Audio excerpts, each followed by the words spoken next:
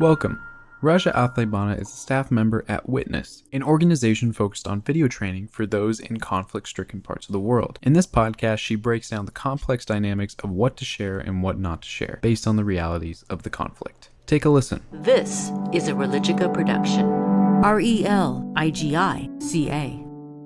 What were the initial activism steps that made you realize that this is something you want to be doing long term? I think, when I first began, I was really, really young again. And I think in terms of activities, it was talking to people and mobilizing around protests and activities where we brought people together, communities together to, create a dialogue, connecting with media outlets and journalists to kind of help inform specific things that they're writing about, especially during the time after 9/11, things like that, where we felt like we had an obligation to become more heavily involved as Muslims who were living in New York. But I think even just more of the daily activities, for me, what I found, those are the more obvious, bigger things, are the obvious things you could do.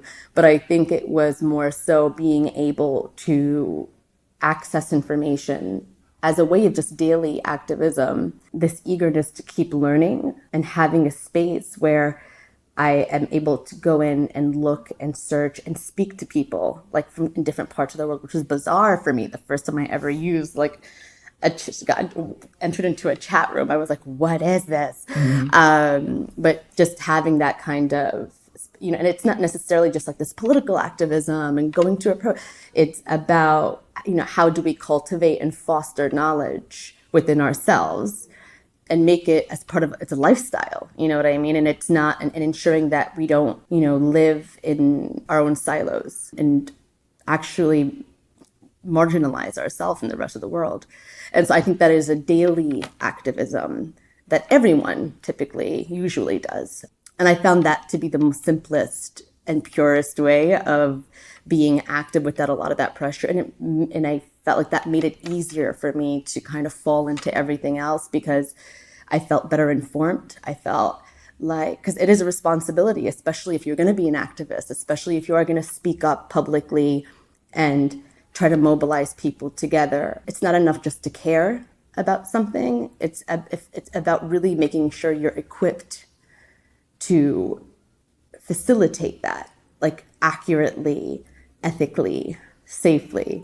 And the more you know, and the more you try to inform yourself and stay up to date and keep an open mind and think critically about also what kind of information you're receiving, because there's a lot of false information and propaganda. But, there are ways to do that, which is why I love working with Witness. And it's because we're not necessarily working with lawyers and journalists only. Those are our secondary audiences. We're really focused on citizens, on activists, and equipping them with basic practices and ways to approach content, information, so that, when you're online on social media, people don't realize what kind of responsibility they have when they're sharing information, and even how they choose to absorb information and share it.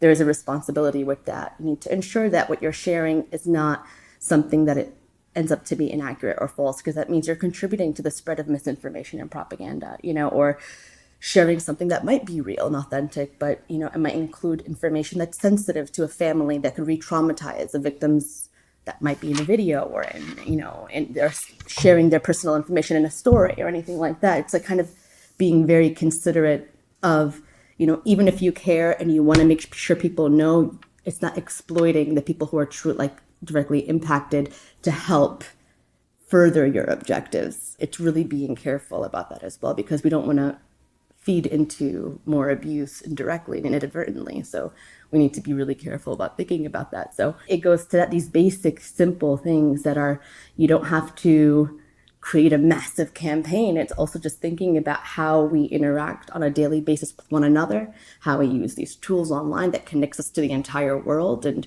really recognizing the role that we have, because, the world is a lot smaller with the internet. What type of checks and balances do you recommend for listeners who are trying to get involved with citizen engagement and citizen activism, that they should be thinking about actively, or that you've been thinking about actively, to sort of making sure whatever is posted is authentic and impactful? That's a good question. If you're thinking about just sharing information or video or images, especially images that you didn't yourself create. I would approach it through like a multi-stakeholder approach, so really considering who are the people who could potentially be impacted or affected by this, where there could be harm done to them. And if you're I would just say there are three major stakeholders to consider, and it's the filmer, so the person behind the camera, whether it's you or another person that might have collected it or filmed it. So really thinking about, if I share this, how could this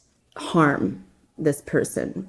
And then also the individuals in front of the camera who are being captured, and then also the general audience and viewers and just general public that you'll be sharing that with. And so these are the three stakeholders to consider when you're really beginning to try to assess the risks.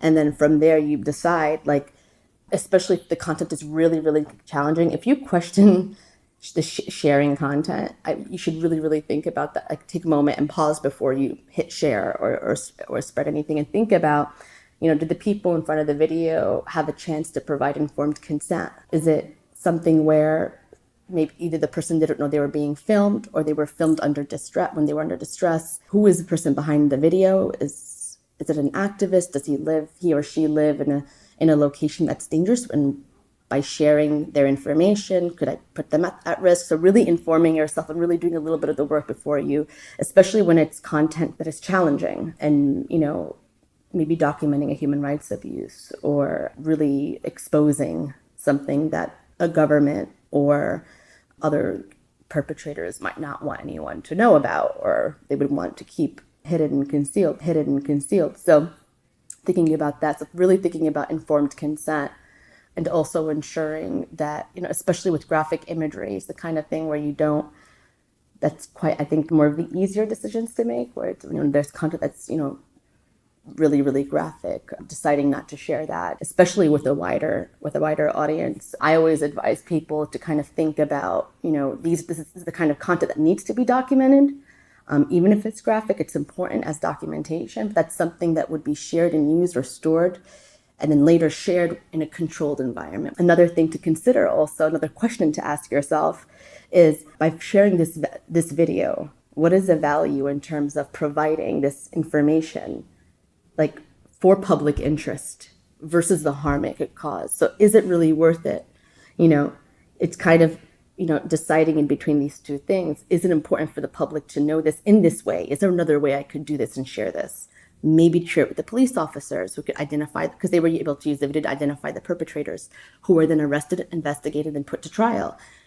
But could he have shared that, or could it have been shared in a different way, maybe with a thumbnail without showing the rest of the video, or something to that extent with a description, like what could it have been? Because it was more documentation and evidence than it was an advocacy tool, because it was graphic and really, really difficult for the viewers, for the woman, her family, and for everyone else. So it's really thinking about that. And it's another situation where we saw, I don't know if you guys remember, but in 2013, when the chemical attacks happened in Syria, in eastern Ghouta, where there was 1,300 people, mostly women and children, who were killed within an hour during an attack. And activists that were living in this area went and filmed the aftermath, just, the women and children that were affected and dying, and just their symptoms. You could see them shaking, their bodies shaking, and as they're dying. The images were just terrible and really, really awful to watch, and really, really compelling. And the activists uploaded it immediately to the internet, trying to show the world, like, this is what's happening. This is a chemical attack. There's a reason why this has been universally banned. This is the worst way to die. And these are the videos to show you, to remind you why this should not happen. And it was interesting because 60 Minutes did a segment on this, and they also had to make this decision, like we're talking about right now, as people who are on the internet. Do I share this? It's too graphic, or do I not? Why should I share it? Is it important for the sake of public interest that the public should know? Is there a better way, more ethical and less harmful way I could share this, and share what this means without having to promote and really, really share this in the way that it is? And 60 Minutes had to make that decision too, and they decided to include the footage. And it was the first time in American television broadcast history that graphic images like those were broadcasted to the public. This is not the internet, which is an uncontrolled space. This is broadcast program television where people, parents and their children sit on their sofas at 8 o'clock to watch the news segment. And so they got 60 minutes. It was a brilliant report, really well done, but they were hounded with emails. Like some people were really happy and like were, grateful that they were telling the stories in this honest and real way, and others were offended and upset that, that they aired this type of footage. And what I really, really appreciated about the team that worked on this is that they produced a follow-up report to address this. And I thought it was really important for them to explain to people why they made the decision to do that. And they had a whole other interview that was in the next segment where they sat down and they interviewed each other. They had someone interview them from their team, and they explained why they made this decision to show it. And what they said was really powerful, and it was things that the Syrian activists had thought of when they were filming it. This is not a normal crime. This is a chemical weapon that was used to poison 1,300 women and children. These images are an important record, and the world needs to bear witness to this. And they also said something that I think we also find really, really important. What would have happened if people during the Holocaust had a mobile camera and were able to immediately alert the public as things began to change and things began to become enforced, and the abuses, before even the abuses, it could have been preventable, So it's that concept of sometimes we do need to make a decision to show certain images. Have you seen yourself or colleagues go back and forth, post something and then remove it very shortly after, once they start really considering the ramifications? I'm especially the example you gave of Tahrir, the incident in Tahrir Square. I feel like that was, in some ways, it led to a policy discourse that was maybe critical. I'm curious, if I was the bystander who made the recording, what would I have done differently? Would I have just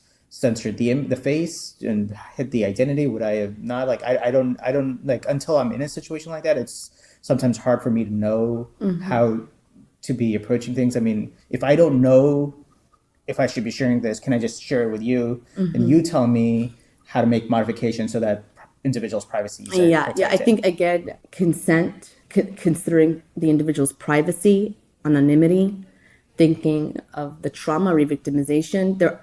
These are the kind of things that, depending on what you feel, depending on the video and depending on what's in the video, you have to decide what the risks and the harm is. And then from there, assess what you could do to mitigate it. So if the problem is that if this person's identity is shared, they could be targeted, there are tools that are available that could help you take the image and obscure their identity, eliminating metadata, maybe removing the audio or sound.